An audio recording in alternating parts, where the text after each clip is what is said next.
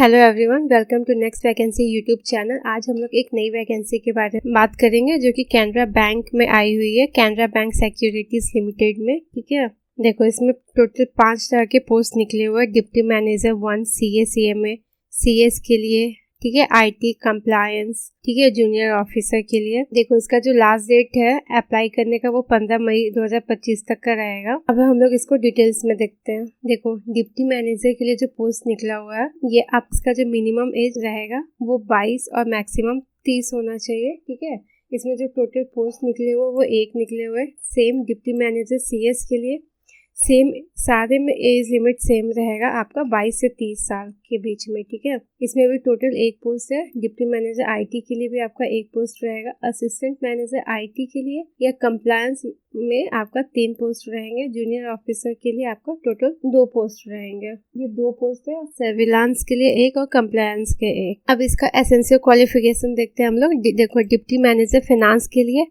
आप का क्वालिफाइड आप CA CMA या फिर MBA किए हो तो आप इसको अप्लाई कर सकते हो। ठीक है, इसमें पोस्ट एक्सपीरियंस आपका मिनिमम 1 से 3 साल का एक्सपीरियंस आपके पास होना चाहिए। ठीक है, ये आपका जॉब प्रोफाइल रहेगा। नेक्स्ट देखो डिप्टी मैनेजर CS के लिए आपका मिनिमम 50% और इक्विवेलेंट ग्रेड इन ग्रेजुएशन, इसमें ग्रेजुएशन आपने किया हुआ हो और आप क्वालिफाइड CS हो। अगर आपने LLB या LLM किया है तो आपको प्रेफरेंस मिलेगा। इसमें जो पोस्ट एक्सपीरियंस चाहिए वो 2 साल का चाहिए आपके पास। ठीक है, नेक्स्ट देखते हैं। ये सारा आप रीड आउट कर लेना, ये आपका वर्क प्रोफाइल रहेगा। देखो नेक्स्ट आपका असिस्टेंट मैनेजर के लिए इसमें मिनिमम 50% मार्क्स होना चाहिए आपका और 4 साल का आपके पास BE BTech का डिग्री होना चाहिए कंप्यूटर साइंस में। ठीक है, या फिर IT में, या फिर आपने MCA किया है। और देखो ये एंड लिखा हुआ है, मतलब प्लस आपके पास OS सर्टिफिकेशन होना चाहिए, रेड हैट सर्टिफाइड इंजीनियर का, माइक्रोसॉफ्ट सर्टिफाइड या सॉल्यूशन एसोसिएट का, जिसको MCSA कहते हैं या इक्विवेलेंट, तो आप इसको अप्लाई कर सकते हैं। ये दोनों होने चाहिए। ठीक है, इसमें जो आपका एक्सपीरियंस चाहिए वो मिनिमम 1.5 से 3 साल का पोस्ट एक्सपीरियंस होना चाहिए, मीन्स 1.5 मिनिमम। नेक्स्ट जो आपका असिस्टेंट मैनेजर नेटवर्क एडमिनिस्ट्रेटर के लिए, इसमें भी सेम आपका 4 साल का BE BTech होना चाहिए।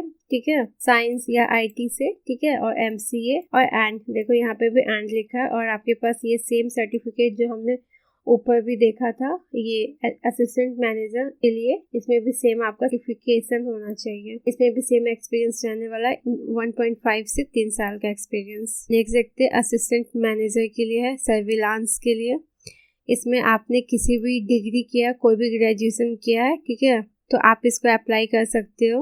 अगर आपने पोस्ट ग्रेजुएट किया है PG PSM from NIPS Mumbai तो आपको प्रेफरेंस दिया जाएगा। ठीक है, और इसमें आप 0.52 मतलब 5 महीने का से लेकर 1 साल तक का एक्सपीरियंस है। ठीक है, इक्विटी ब्रोकरेज में। ठीक है, तो आप इसको अप्लाई कर सकते हो। ये इसका सारा वर्क प्रोफाइल रहेगा। नेक्स्ट देख असिस्टेंट मैनेजर बैक ऑफिस के लिए कंप्लायंस रिपोर्टिंग, इसमें भी ग्रेजुएशन होना चाहिए आपका, किसी भी डिसिप्लिन में होना चाहिए। ठीक है, वही सेम एज इट इज़ है। अगर आपने PG किया है PG PSM तो आपको प्रेफरेंस मिलेगा। ये नहीं भी किया तो कोई प्रॉब्लम नहीं, अगर सिर्फ ग्रेजुएशन किया है तो आप इसको अप्लाई कर सकते हो। 1.5 से 3 साल का एक्सपीरियंस है आपको इक्विटी ब्रोकरेज में या houses in back office functionalities में, तो आप इसको अप्लाई कर सकते हो। ये सारा आपका जॉब रोल है, इसको रीड आउट कर लेना। तो ये असिस्टेंट मैनेजर का है, वही मिनिमम 4 साल का जो हमने पहले भी इसको हमने रीड आउट कर चुका है,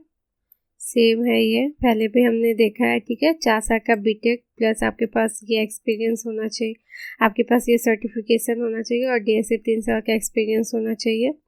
जूनियर ऑफिसर के लिए भी आपके पास ग्रेजुएशन होना चाहिए। ठीक है, और अगर PG PSM से किया तो आपको प्रेफरेंस मिलेगा। सेम है ये आपका 1.5 से 3 साल का एक्सपीरियंस होना चाहिए। अप्लाई करो तो बेसिक आपका 31,800 प्लस DA प्लस HR सारे अलाउंस रहेंगे, मतलब अप्रॉक्स CTC आपका 8.10 लाख रहेगा। ठीक है, और प्लस इंसेंटिव्स भी अलग से रहेंगे। ठीक है, अगर असिस्टेंट मैनेजर के लिए आप अप्लाई कर रहे हो तो आपका 5.71 लाख प्लस आपको इंसेंटिव्स भी मिलेंगे।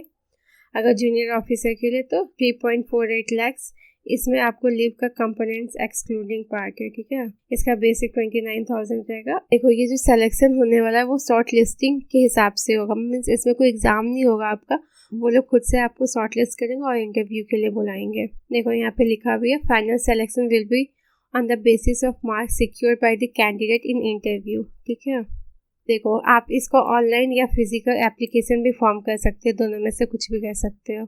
ये सारे डॉक्यूमेंट्स है। अगर मान लो आप फिजिकल एप्लीकेशन इनको सेंड करना चाहते हैं तो ये एड्रेस लिखा हुआ है, मैं हाईलाइट कर रही हूँ, इसको देख लेना आप लोग।